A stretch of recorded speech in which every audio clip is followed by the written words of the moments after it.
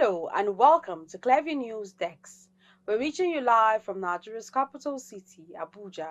First, the headlines.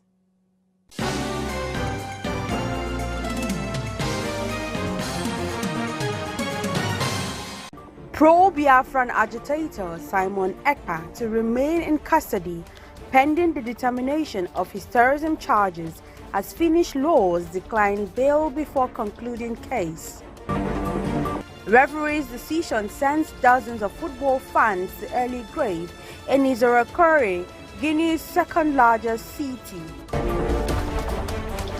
Belgium has enacted a law that grants sex workers the same rights and protections as other workers.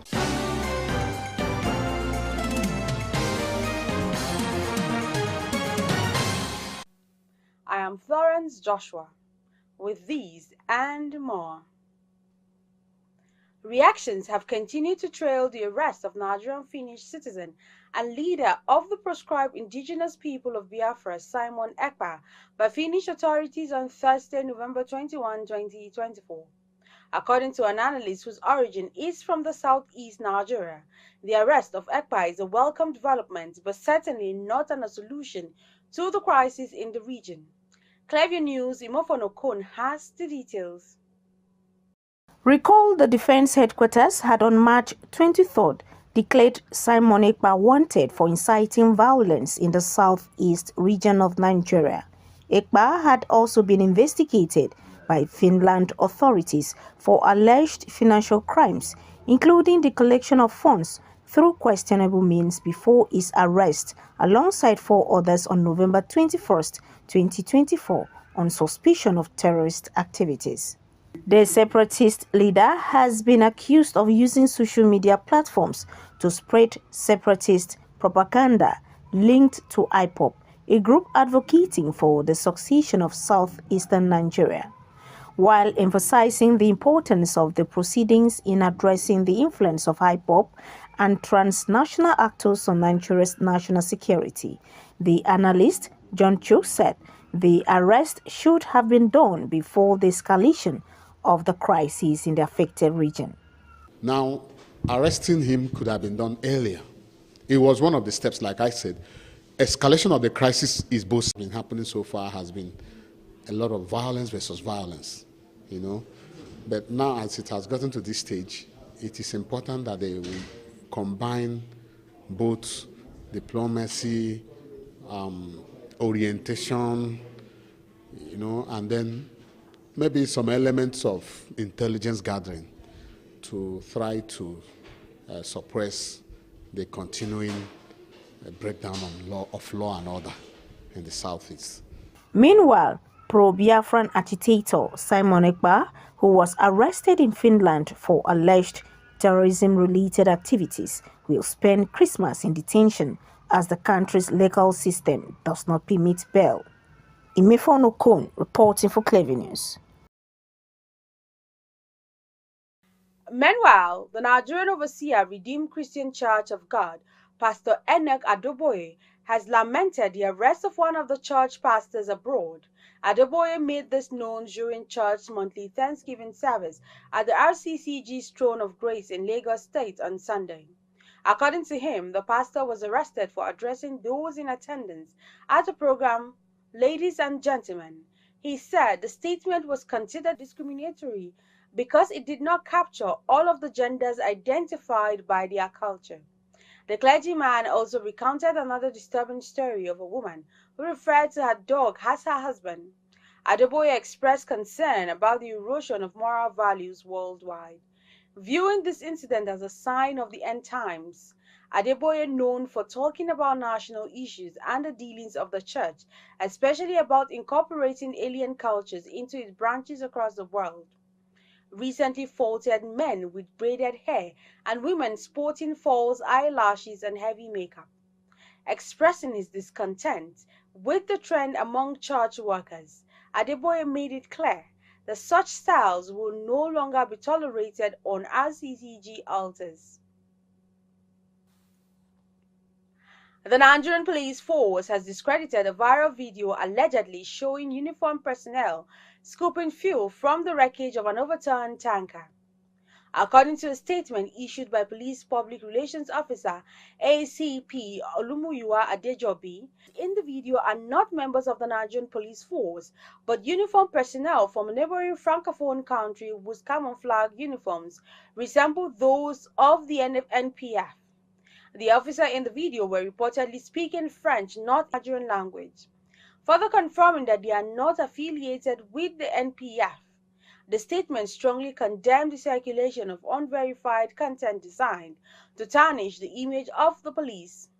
Adejobi stated that such actions not only undermine the integrity of the force but also have far-reaching negative consequences for the nation and its people. He further reiterated the commitment of the Nigerian police force under the leadership of the Inspector General of Police to discipline professionalism and ensuring the safety and security of all Nigerians. President Bola Tinubu has reaffirmed his administration's commitment to eradicating security threats and violent crimes in Nigeria while pledging to stabilize the West African sub-region and promote peace across Africa. He said this at the closing ceremony of the 2024 African Military Games at the weekend in Abuja. Clairview's Gloria Atta was there.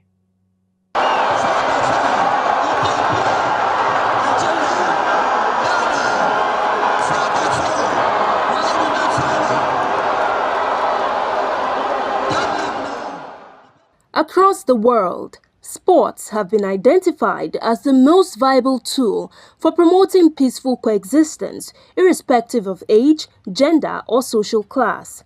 Over the years, sports have been a unifying instrument where politics, religion, and other instruments of government have failed in fostering development as well as national cohesion among countries. The second edition of the African Military Games is one such platform that has provided an opportunity for military agencies of various African countries to interact and strengthen collaborations in the quest for peace and socio-economic development across the regions.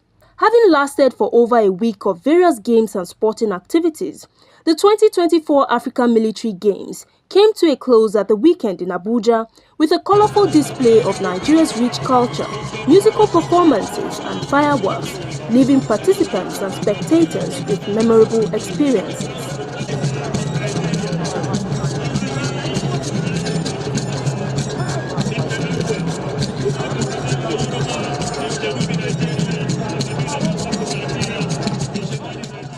In his address, President Bola Tinubu, who was represented by Vice President Kashim Shettima, described the African Military Games as a critical platform for enhancing military cooperation, especially in addressing insecurity plaguing various regions, while pledging his administration's unwavering commitment to eradicating security threats and violent crimes in Nigeria and across other sub-regions in Africa. Sporting activities such as these are not just recreational. They are a road to achieving optimal physical, mental, and emotional well-being. Quality is essential to navigating the complex and volatile environments in which we operate today. Let me take this moment to reaffirm the resolve of this administration to rid our nation of security threats and violent crimes. As chairman of the Economic Community of West African States, I reiterate my unwavering commitment to stabilize the sub-region and extending that effort across the continent. But to succeed, we must deepen ties across our nations and foster a robust sense of camaraderie among our troops. The spirit of this collaboration is why this edition of the Africa Military Games is so timely. The Chief of Defense Staff, General Christopher Musa, described the Games as a unifying event and a testament to the power of sports in bridging boundaries and fostering friendship. While the medals and trophies represent the pinnacle of achievement, I must emphasize that in these games, irrespective of ranking or position, every team is a winner. The courage, skill, and sportsmanship exhibited on the fields, tracks, and courts have been nothing short of inspiring. You are proving that victory is not just about crossing the finish line first, but about embodying the values of unity and resilience. In a world facing diverse security challenges, it is crucial that we as military forces continue to find innovative ways to foster cooperation and mutual understanding. This event is a shining example of how sports can serve as a bridge for peace and collaboration. I use this medium to call the National Sports Commission to ensure that we restore sports in Nigeria so that we can compete effectively in Africa. The president of the Organization of Military Sports in Africa, Major General Mekano Abdullahi, celebrated the success of the event, emphasizing its role in showcasing Africa's unity. May these African Games inspire us to combine fostering peace, cooperation, and mutual respect among our nation. That reminds me of the adage that says, united we stand, divided we fall. As we close, let us carry forward the spirit of solidarity and strength that these games represent. May the connections forged here continue to inspire peace, collaboration, and progress across our beloved continent. Team Nigeria emerged the overall winner of the games, clinching 114 gold medals, 65 silver and 55 bronze, totaling 234 medals, with Algeria coming second with 96 medals, consisting of 53 gold, 22 silver and 21 bronze, and Kenya came third with 50 medals. The third edition of the Games is set to hold in 2027, with Algeria as its host country. Gloria Atta, reporting for Clearview News. Dozens of people have been killed in clashes between fans at a football match in Nzorokore, Guinea's second-largest city. Hospital sources reveal there are bodies lined up on the floor in the hallways. A doctor who spoke on condition of anonymity said there are around 100 dead bodies in the local hospital and morgue. It was gathered that the incident all started with a contested decision by the referees during a football match. Local media said the match was part of a tournament organized in honor of Guinea's junta leader Mohamed Doumbouya, who seized power in the 2021 coup and has installed himself as president.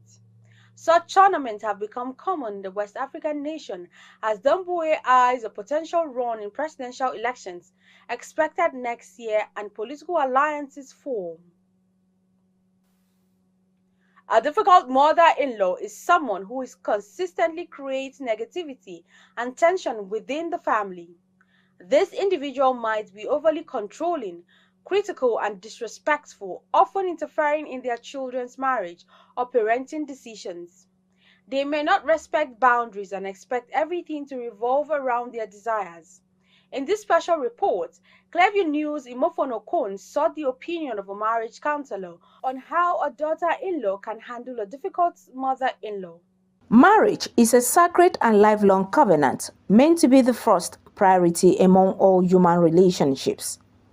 According to a marriage counselor, Dorothy Nuhu, children are supposed to leave their parents and cleave to their new spouse, while parents are supposed to honor their children's marital relationship, support and allow them to focus on their marital lives. However, sometimes the mother still wants to control and have the highest alliance from her son, expecting him to put her above his wife, while a daughter-in-law gets jealous over the husband and his mother's relationship, especially in a situation where he gives her more attention. In what ways can a daughter-in-law manage a perceived difficult mother-in-law? In that one-off situation where the mother-in-law is perceived to be difficult, the best thing is to have communication. Let's have dialogue. Let's discuss. In a situation where that discussion is not working, let's look for help. Maybe the pastor in the community, the mother-in-law can listen to the pastor, maybe to another family member that they respect, so that they are, the whole thing boils down to communication. It's important that we have a space where everybody can express themselves in a manner that they can be heard, that they can be listened to. But where everybody is raising voices, where everybody is shutting down the other, then it's difficult to negotiate peace. It's difficult to resolve crisis. So the daughter-in-law needs to look for that space. And that space can be either the space that is managed by the pastor or an elder in the family or a good friend of the mother-in-law that can stabilize the atmosphere enough for her to be able to drive her point home. Dorothy said parental education is very critical in managing conflict and maintaining a healthy and happy relationship between a mother-in-law and daughter-in-law. However, all of these are preventable in the first place. And that is where we have parent-child education. Because most parents in that situation are in that situation because they don't realize that their children are now grown up and can make their decisions. In other words, they have not weaned the child. Even though the child is an adult, they are still clutching the child onto their apron string and trying to call the shots, even in that child's life. And so parent education is very critical, and it should happen early so that as the mother and father are bringing up their child, they know at what point to let the child go at every stage of growth and development of the child. That is important, and it should be, deliberate. We have to have spaces for parent education, because when the child starts to go to school, we are weaning the child off a bit. When they start to go to boarding house, we are weaning them off further. When they have friends, we are releasing them to have their own space, their own time with their own friends. Then when they start to have relationships and they are in love, we have to wean them off some more. And then when they get married, then we have to be prepared and ready, because we know that they are starting a home. We shouldn't be poke-nosing, because we should have done enough job by bringing them up well enough for us not to be panic and be fretting whether they are healthy or whether they are okay in their relationships. And we wouldn't be tempted to go and take over and ease up that space instead of letting them be. Experts say husbands should ideally be the one to protect their wives from his family and help to navigate any contention between his wife and family. Imefonokun reporting for Clever News. Meanwhile, Belgium has enacted a law that grants sex workers the same rights and protection as other workers. The legislation signed into law on Sunday ensures that sex workers are entitled to maternity leave, pensions, and legal safeguards against exploitation. This decision followed widespread protests in 2022, during which sex workers demanded state support after being excluded from government assistance during the COVID-19 pandemic. Under the new law, sex workers are granted the right to refuse clients, decline specific act, or stop an act at any point. Employers are also required to meet stringent standards, including maintaining hygienic premises, installing panic buttons, and ensuring the availability of clean linens and other necessities. The Belgium Union of Sex Workers has praised the legislation, calling it a major step toward ending discriminatory against their profession. International organizations such as Human Rights Watch have commended Belgium's progressive stance, urging other nations to adopt similar measures. If you're just joining us, you're watching the news on Clever News Desk. We will be back after this break. Stay with us. We break the news. This is Christ Embassy. Recollect, we were the first to break this. Governor Abba Kabir Yusuf of Kano State has approved the appointment of 3 second-class emirs. And this? Erasmus is the most successful program of the European Union to support education and youth. And this? Fubara is not an ungrateful person. And more. Tension is currently mounting in River State. The planned across our platforms. Subscribe now and you will be receiving our notifications and never left out as the news breaks on Clearview. Welcome back. Gospel music has been around for centuries, with some of the most well-known and iconic performers in the industry starting out in gospel. However, in recent years, there has been a surge of gospel artists making the switch to secular music. In this special report, Clever Union that gospel music is a calling, and the reason why people switch to the secular is that they do not know the essence of their calling. The reports. Gospel music has been around for many years. It is music that is written and performed to express religious or spiritual ideas and emotions. However, there are many gospel artists who are now changing to secular music.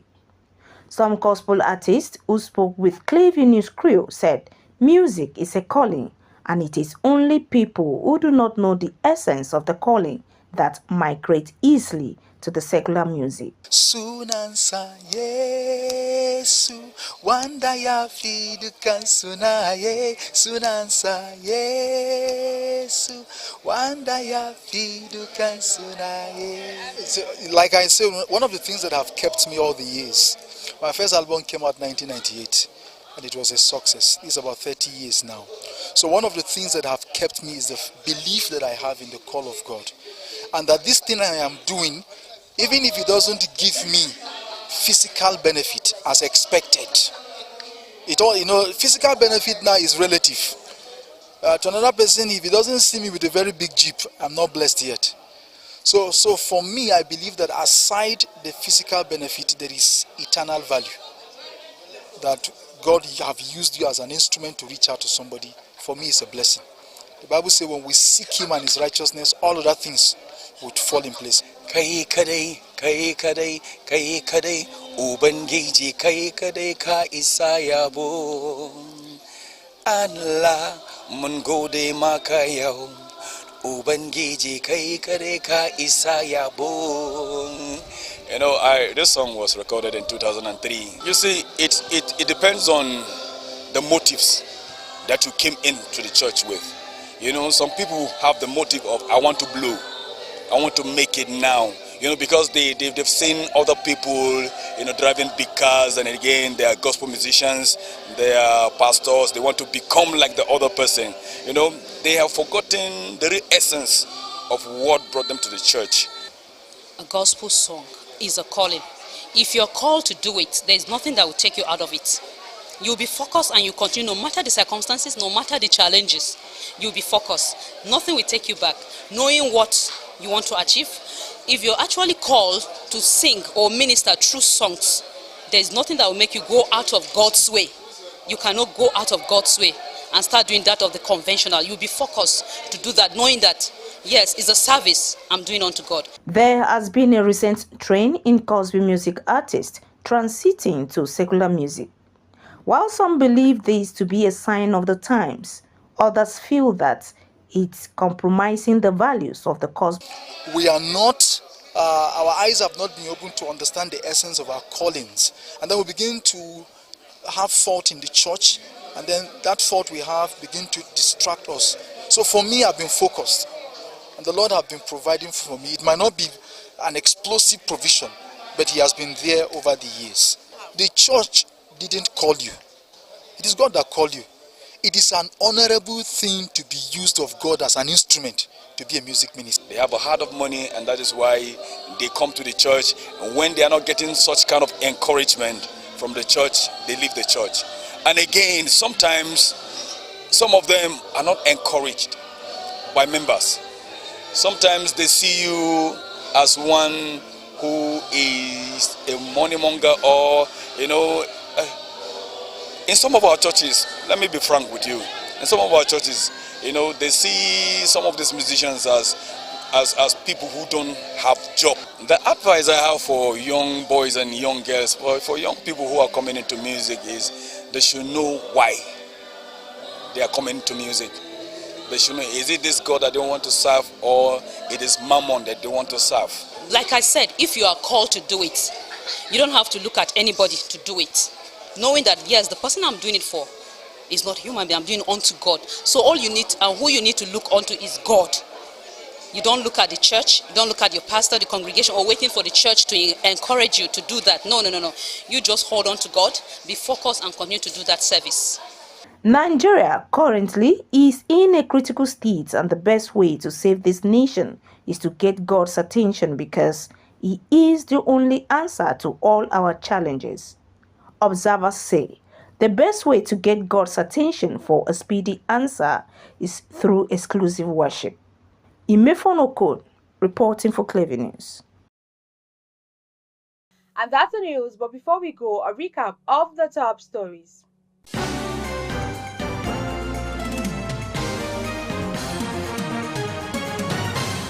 Pro-Biafran agitator Simon Ekpa, who was arrested in Finland for alleged terrorism-related activities, is to remain in custody as the country's legal system does not grant bail, pending the examination of a case.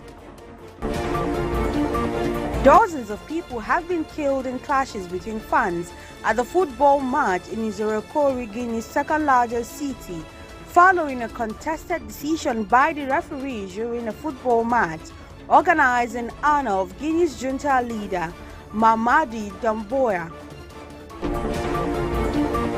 Belgium enacts law granting sex workers rights to maternity leave, pensions and legal safeguards against exploitation.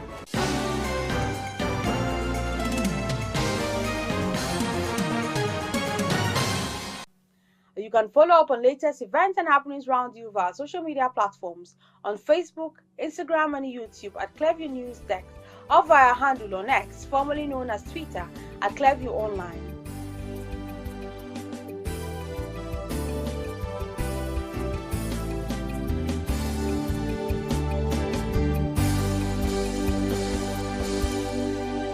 Many thanks for watching. I am Florence Joshua. Bye for now.